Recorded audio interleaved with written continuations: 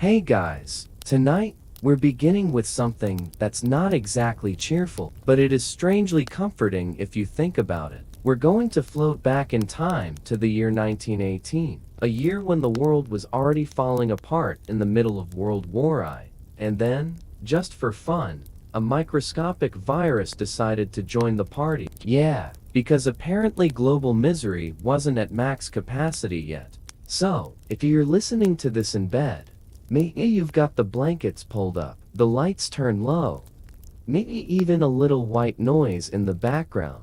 Just know that you're in the perfect state of relaxation to learn about one of the deadliest pandemics in human history. Sweet dreams, right? Don't worry, I'm not here to get your pulse racing. This is bedtime history. So, instead of action-packed horror, think of this more like drifting gently through a sea of coughs, sneezes, and questionable government decisions. Just floating along. Nothing scary, nothing urgent. Just the slow unraveling of millions of lives and the world order as we knew it. Relaxing stuff. Now, let's set the stage. The world in 1918. Imagine Europe in 1918. Muddy trenches stretching across France. Soldiers in uniforms so filthy, they practically stood up on their own. Generals still drawing maps with pencils like this was going to be some sort of giant board game. Meanwhile, entire cities were rationing food,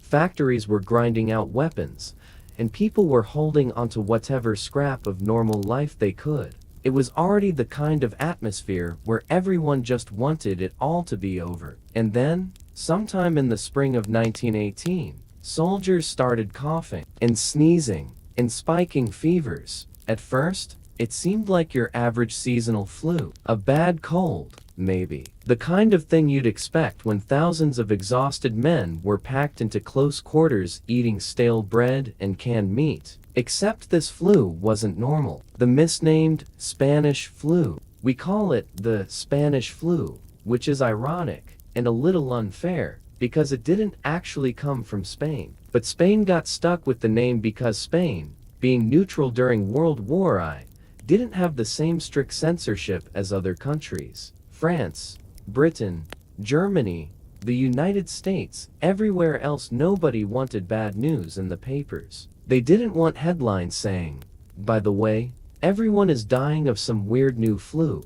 That was bad for morale, and morale was the thin little thread holding society together. Spain, on the other hand, had no war to hide. Spanish newspapers just reported it honestly, and suddenly, the world decided, well, Spain seems sick. Must be their fault. Classic. It's like that one honest kid in class who admits they didn't do their homework, and suddenly, the teacher assumes nobody else did either. So, Spain got the branding. Congratulations, Spain, you win the pandemic naming lottery, the first wave. Now, here's the thing. The first wave of the flu wasn't too bad. It was spring, and the illness went around, knocked people down for a week or so, and then moved on. Most people recovered. Some even said, well, that wasn't so bad. And of course, humans being humans, they immediately stopped worrying about it. Which, if you've been alive for the last few years, you might recognize as a recurring theme. But then the fall of 1918 arrived, and that's when the virus apparently had a little meeting with itself and said, okay guys, let's crank this thing up to nightmare mode. The second wave. The second wave hit like nothing anyone had ever seen. Suddenly, young healthy adult soldiers, factory workers, school teachers were dropping like flies. This was weird, because usually, flu hits the very young and the very old hardest. But in 1918, people in their 20s and 30s were the ones filling up hospital beds. And by hospital beds, I mean cots shoved into school gyms and church basements, because hospitals overflowed in about 5 minutes. People would wake up feeling fine. By lunchtime, they'd have a fever. By dinner, they'd be turning blue, coughing up blood, and gasping for air. And then, within a day or two, they were gone. It was that fast. One doctor described patients' skin turning the color of heliotrope, which sounds poetic. until you realize that heliotrope is basically a flowery way of saying disturbing purple-blue, like you've been suffocating for hours. Not exactly the rosy glow of health. Global spread. And this wasn't just in one place. Thanks to World War I troop movements, the flu got free first-class tickets all over the globe. Soldiers coughed their way across Europe, then coughed on ships to America, and then coughed across Asia, Africa, and beyond. Basically, if you had human lungs, you had a chance of getting this thing. India, for example, was hit especially hard, millions of deaths there alone. Some villages lost most of their adult population in a matter of weeks. In the US, entire cities shut down, schools closed, businesses shut, even funerals had to be rushed or skipped entirely. Cemeteries were overwhelmed, coffins ran out. In Philadelphia, they had to use horse-drawn carts to collect bodies from the streets. Philadelphia, by the way, also wins the award for worst timing ever. The city had been warned not to hold a big war bonds parade in September 1918 because the flu was already circulating, but the officials said, it'll be fine. People need cheering up, so they held the parade. Thousands of people lined the streets, shoulder to shoulder. 2 days later, hospitals were overflowing. A week later, thousands were dead. And that, ladies and gentlemen, what we call poor civic decision, ignorance and denial. The thing about 1918 is that most governments downplayed what was happening. They didn't want to admit to weakness, especially in wartime. Newspapers called it just the flu. Others told people not to panic. Some cities even fined citizens for wearing masks in public because it made things look bad. Yes, you heard that right. If you wore a mask, you could be fined. Meanwhile, people were collapsing in the streets. Classic government priorities. And the result was chaos. People didn't know who to trust. Rumors spread faster than the virus. Some thought it was German biological warfare. Others thought it was divine punishment. A few decided it was all a hoax, which again might sound eerily familiar. The numbers by the time it was over, an estimated 50 million people worldwide were dead. Some estimates go higher, closer to 100 million, which means the 1918 flu killed more people than World War I itself. Let that sink in. The entire war to end all wars killed about 20 million. The flu, in just over a year, may have killed 5 times that, and yet, it sort of got overshadowed, because it's hard to compete with the imagery of tanks, trenches, and generals waving swords around. But in a way, that's what makes this flu so haunting. It wasn't a dramatic battle or a famous assassination. It was just breath. Breath passing from one person to another. Something invisible, ordinary, and impossible to stop. Quiet catastrophe. What's strange about the 1918 flu is how quiet it was in historical memory for decades. After the war ended, people wanted to move on. They didn't want to talk about the flu. Families were exhausted, traumatized, and in mourning. And unlike wars, there were no memorials, no statues, no victory, just empty chairs at the dinner table. So, for a long time, the pandemic lived in the shadows of history, like a collective nightmare nobody wanted to bring up again. But quietly, it reshaped the world. It sped up medical research. It changed how governments thought about public health. It shifted demographics in countless countries.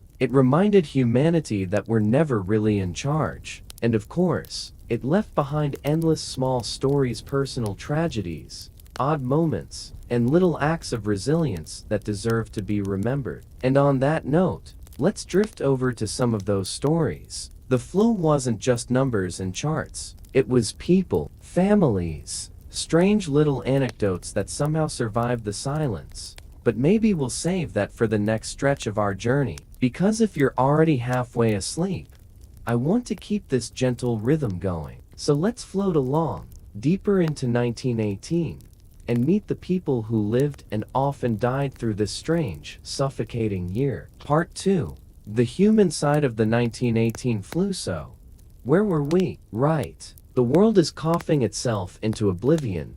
Governments are pretending everything is fine, and people are quietly dying faster than newspapers can print the obituaries. Very cozy bedtime material. Now, we've covered the big picture, the spread, the numbers, the parade that doomed Philadelphia. But what really makes the 1918 flu memorable isn't just the statistics. It's the strangely human details. The little stories of kings and queens, soldiers, schoolteachers, and unlucky children who all found themselves swept up in the same tide. And since we are all about bedtime history here, let's not rush. Let's slowly wander through these tales, one by one. Royals, nobles, and the virus that didn't care about titles. One of the strangest things about the 1918 flu was how little it cared about status. You could be a king, or you could be a farmer. Either way, you were still a set of lungs waiting to be infected. Take King Alfonso XIII of Spain, for example. Remember how Spain got blamed for the flu in the first place?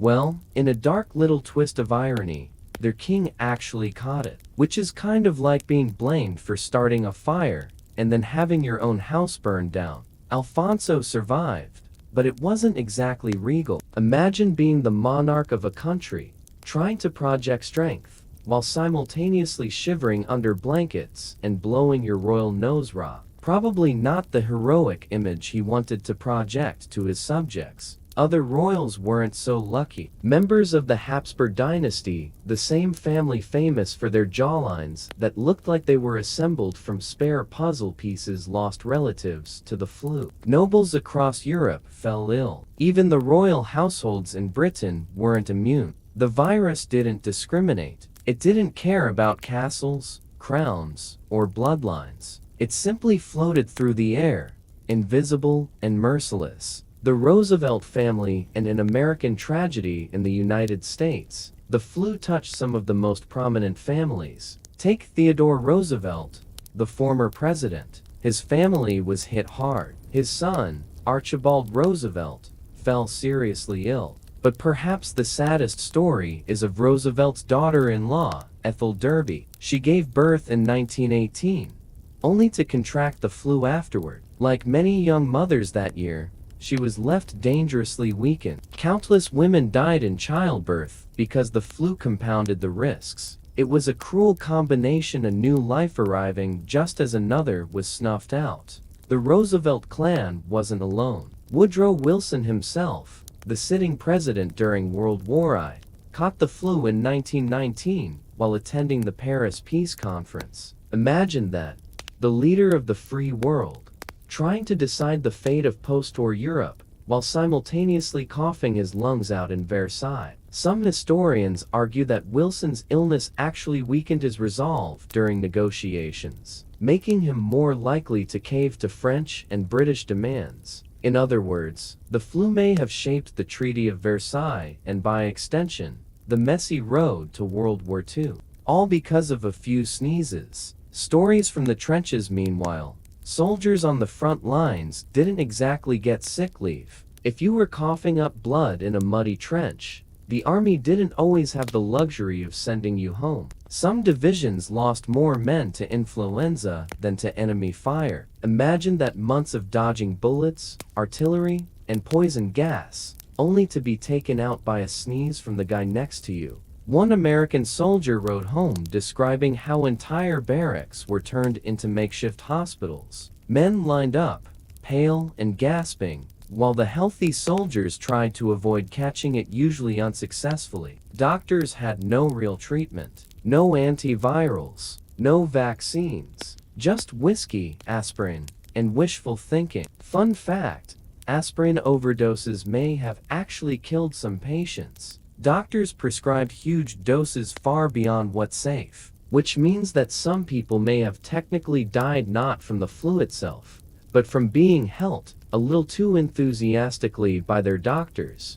Nothing like a little medical irony to lull you to sleep. The children left behind. The 1918 flu was especially cruel to families. Parents would fall ill, leaving children to fend for themselves. In some towns, entire households were found silent, all of them gone, with neighbors only discovering it days later. In Philadelphia, orphanages overflowed with children whose parents had died within days of each other. Volunteers tried to keep up, but there were never enough. Imagine being 6 years old, confused, left alone in an apartment, waiting for someone to notice. That's the kind of quiet tragedy that never really made the headlines, but was repeated thousands of times across the world. And yet, children who survived often carried strange little memories of the pandemic. Some remembered seeing wagons piled with bodies. Others recalled their schools shutting down indefinitely or the eerie quiet of empty streets. It was trauma wrapped in silence too grim for adults to discuss, but too vivid for children to forget. The famous dead. Now, let's drift through some names you might recognize. The 1918 flu managed to take down a surprising number of notable people. Guillaume Apollinaire, the French poet who basically invented surrealism, died of the flu at age 38. So, yes, surrealism was cut short by something as ordinary as a fever. Edmond Rostand, the playwright who wrote Cyrano de Bergerac, also died, which is painfully ironic, considering his most famous character spent his whole life hiding behind a nose, only to outlive his author. In America, the pandemic claimed Frederick Gaudi's wife. You might not know Gaudi, but you definitely know fonts. He designed some of the ones you've probably used in your word processor, which means even the world of typography wasn't safe. And then there were thousands of musicians, teachers, doctors, clergy people who weren't famous, but whose absence left ripples in their communities. The flu didn't care about your resume. Mask wars of 1918. Now, here's a fun little detail. In some American cities, wearing masks was mandated. San Francisco, for example, passed laws requiring people to cover their faces in public. This gave rise to what was called the Anti-Mask League of San Francisco. Yes, even in 1918, people protested public health measures. They held rallies, claiming masks were an infringement on personal liberty. Some refused to comply, were fined, and in some cases even arrested. Newspapers published sarcastic editorials. Citizens accused each other of not wearing masks correctly. One mayor was actually photographed with his mask dangling under his nose, proving once, and for all that, mask below the nose is a timeless classic of bad compliance. So yes, even over a century ago, humans were already extremely good at disagreeing about basic safety. The loneliness of pandemic mourning.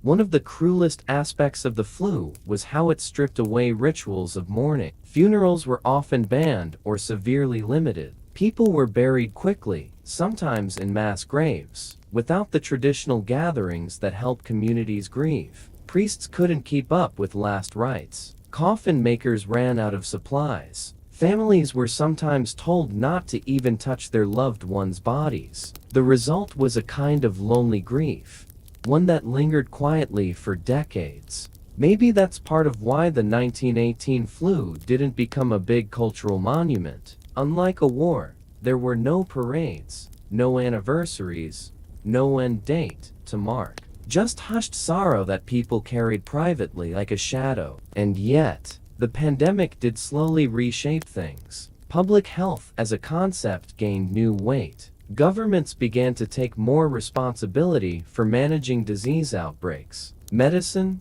still fumbling in 1918, began to inch closer to the modern age. But before we get to the aftermath, we should probably linger just a little longer here, in the thick of the flu years, because that's where the strangest and most human details hide. So let's float into some of the more unusual stories, the oddities, the bizarre moments that make 1918 not just tragic, but strangely fascinating. So let's float into some of the more unusual stories, the oddities, the bizarre moments that make 1918 not just tragic, but strangely fascinating.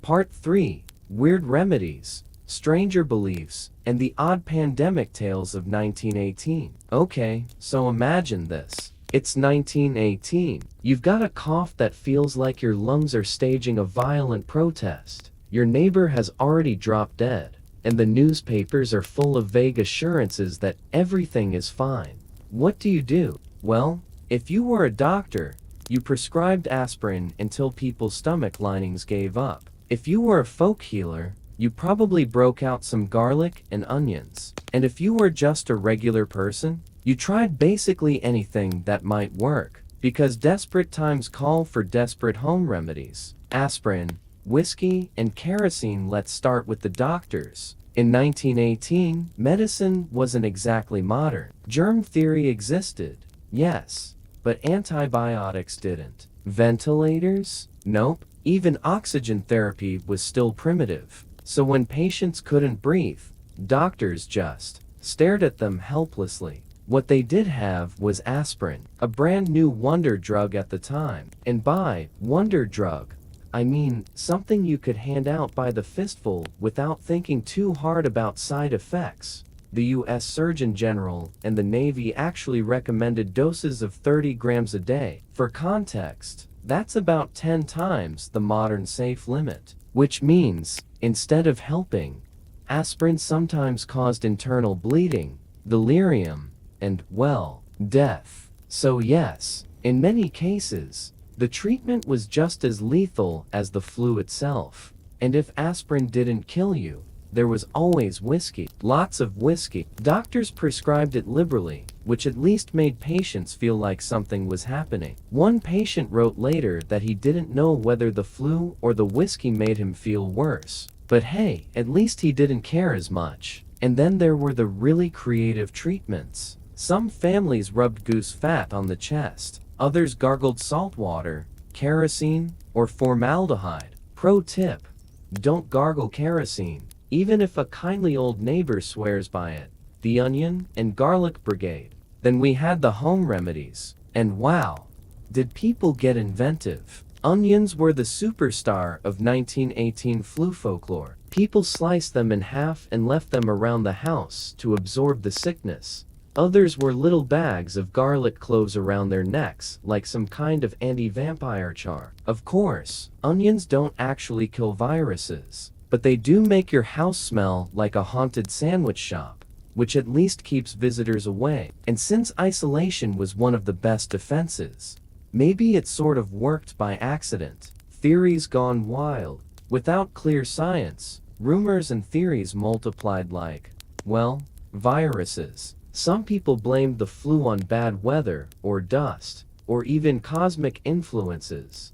Others thought it was poison gas left over from the war. A few blamed German submarines releasing flu bombs near ports. One particularly popular idea was that aspirin itself was part of a German plot. After all, Bayer, the company that invented aspirin, was German. So, in the middle of a war, it wasn't too hard to convince people that those little white pills were secretly a chemical weapon. And honestly, considering how many people overdosed on aspirin, maybe that conspiracy theory wasn't entirely wrong. The rich and the ridiculous elites, as always, had their own odd ways of coping. Wealthier families fled to remote country estates, thinking distance would protect them, which, to be fair, sometimes worked. Other times, their servants brought the flu right along with them. In Britain, members of parliament debated whether meetings should be suspended, but most insisted on continuing,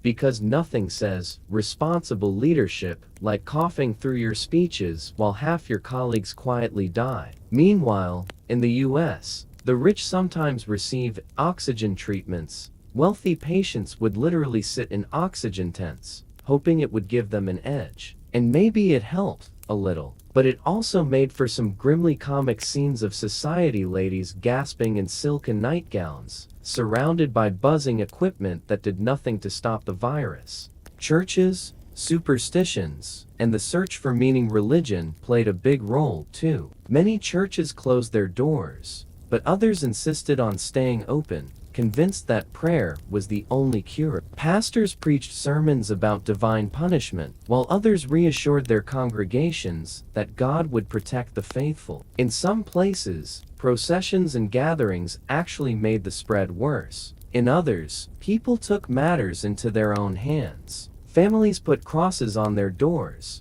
not as a mark of faith, but as a warning: we're sick in here, stay away. Folk beliefs spread faster than facts. Some people carried lucky charms. Others tied red ribbons around their arms or throats to ward off illness. In parts of Mexico, families painted blue circles on their homes to keep away the flu spirit.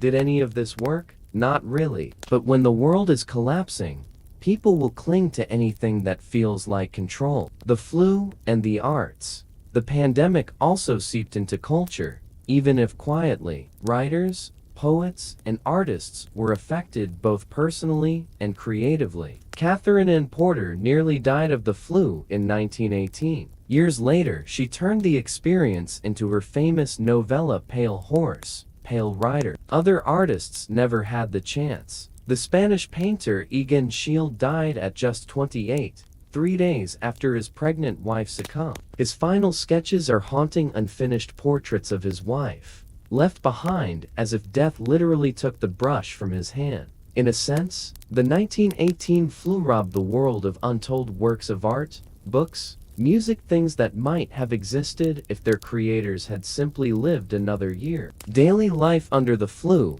but let's not forget the ordinary, almost mundane details. Because the pandemic wasn't just high drama, it was the endless grind of daily life, under constant risk. Schools shut down for months. Children were sent home with little work to do, which sounds familiar to anyone who's lived through modern pandemics. Weddings were postponed indefinitely, or carried out in small, hurried ceremonies. "Till death do us part" became less of a poetic line, and more of a reminder that death might show up next week. Shops ran short of basics. Laundry services collapsed. Even grave diggers went on strike in some cities, overwhelmed by the demand. One man in Chicago reportedly made a fortune simply by renting out horse-drawn hearses. Because in times of crisis, someone will always find a way to make money. The ghost town vibe.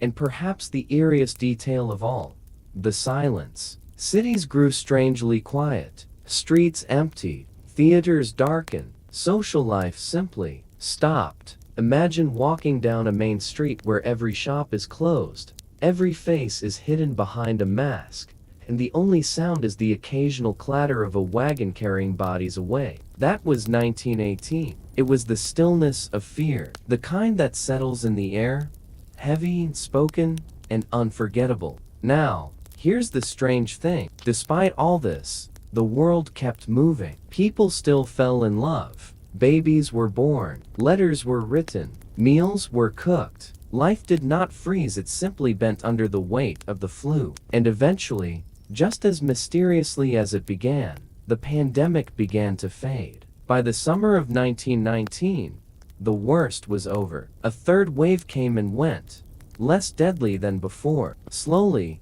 people emerged from the shadows, but the scars, both personal and global, remain. So, in the next stretch, let's drift into the afterlife of the flu. Not the literal afterlife, don't worry. The historical afterlife. The way the strange, suffocating year reshaped societies, changed medical science, and quietly altered the course of the 20th century. Part 4. The aftermath and the shadows that stayed so.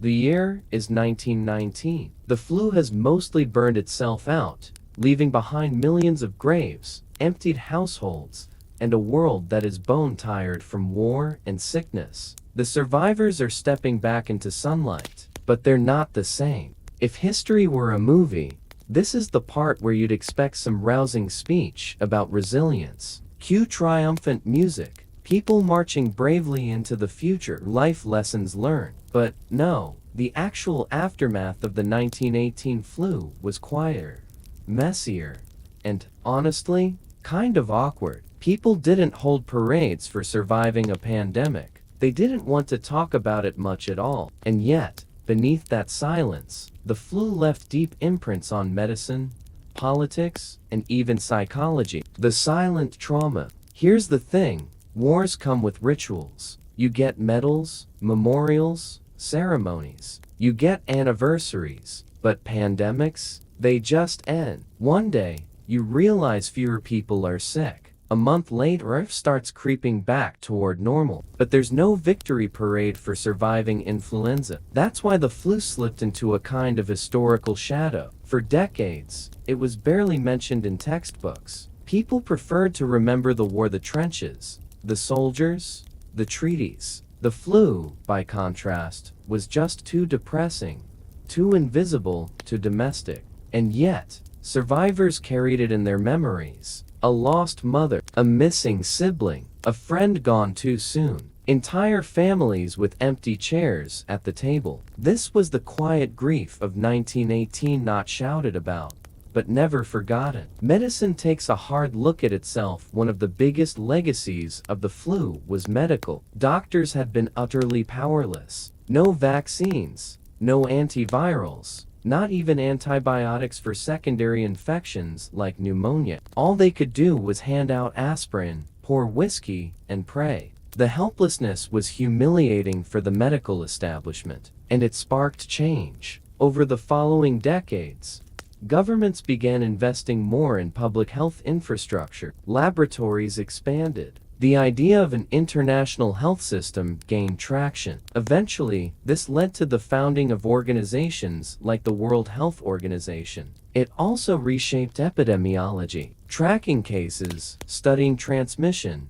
analyzing mortality patterns. All of this took on new urgency. The flu had shown that disease could be as deadly as war, and ignoring it wasn't an option anymore. Birth of modern public health, as we think of it today, owes a lot to 1918. Cities realized they needed health departments with real authority. Quarantines, mask mandates, closures, all of these became standard tools in the public health toolbox. Of course, people still resisted those tools. Human stubbornness is eternal, but the flu proved that ignoring outbreaks was a recipe for disaster. In some places, governments started requiring death certificates and case reports more rigorously. Data collection became a priority, because when you've just lost 50 million people, suddenly, you want to keep better records. The shadow in politics now. Here's a fascinating thought. The flu may have nudged history's political dominoes in subtle ways.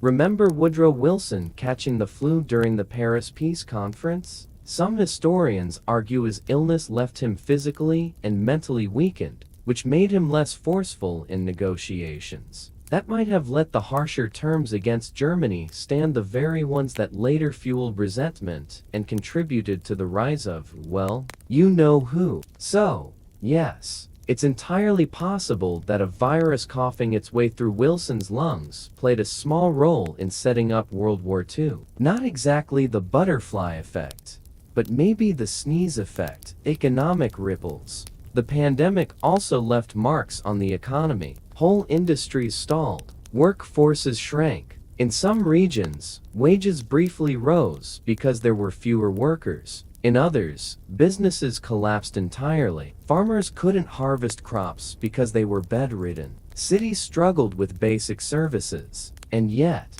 strangely, global economies bounced back faster than you'd expect. Why? Because the war ended at nearly the same time, unleashing pent-up demand for goods, services, and reconstruction. It was like two disasters canceled each other out, at least in economic terms. Morally and emotionally, though, that was another story. Cultural silence. Perhaps the strangest part is cultural. For such a massive event, the 1918 flu barely appears in the art, literature, or collective memory of the time. There were exceptions, of course. Porter's Pale Horse, Pale Rider, Scheele's unfinished drawings, a handful of poems and stories. But compared to the mountains of literature about the war, the flu barely left a ripple. Why? Maybe it was because people didn't want to dwell on it. Maybe because death from disease felt meaningless compared to the nobility of dying in battle. Or maybe it was just too domestic, too ordinary, too sad.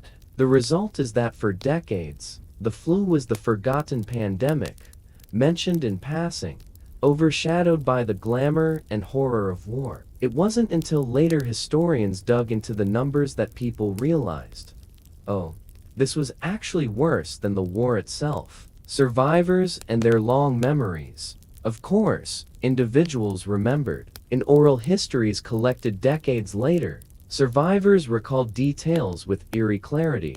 A grandmother who refused to let her family throw away onions because she swore they had saved her. A man who remembered the sound of wagon wheels carrying bodies down the street. A woman who, as a child, was told to stay inside for months and never forgot the loneliness. Some people developed lifelong anxieties about illness. Others never spoke of it again. Trauma has many shapes, and silence was one of them. Seeds of the next pandemics. Here's a grim little twist.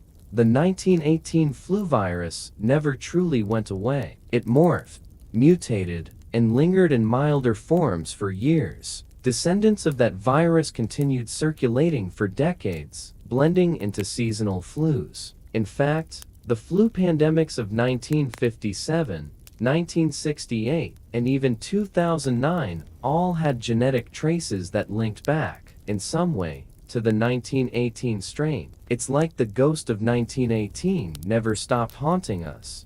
And yet, in a strange way, that ghost also taught us. Each time a new outbreak appeared, public health officials remembered even if ordinary people didn't. The lessons of 1918 shaped the responses to every pandemic that followed. The small but strange silver linings. If we're looking for silver linings, and in bedtime history, we always try to find some quiet note of calm.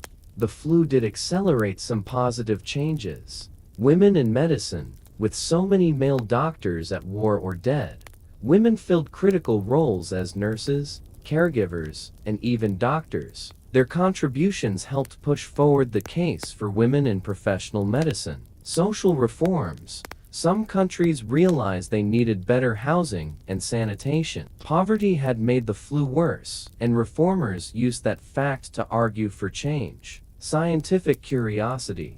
The sheer scale of the flu sparked decades of research into virology. Eventually, that work led to vaccines and antivirals that save lives today. So yes, millions died, but millions also survived and carried forward lessons that, however quietly, reshaped the century. A world moving on. By the early 1920s, the world was eager to forget. The roaring 20s roared into being jazz, dancing, champagne, skyscrapers, airplanes. People wanted to move, laugh, celebrate. They'd had enough of death. But beneath the glitter, the shadow of 1918 lingered. In family stories, in quiet anxieties, in the doctors who vowed never again to be so helpless, in the scientists who kept chasing the mystery of viruses. And in a sense, we are still living with that legacy. Every pandemic since has been compared to 1918. Every public health debate echoes with faint memories of masks,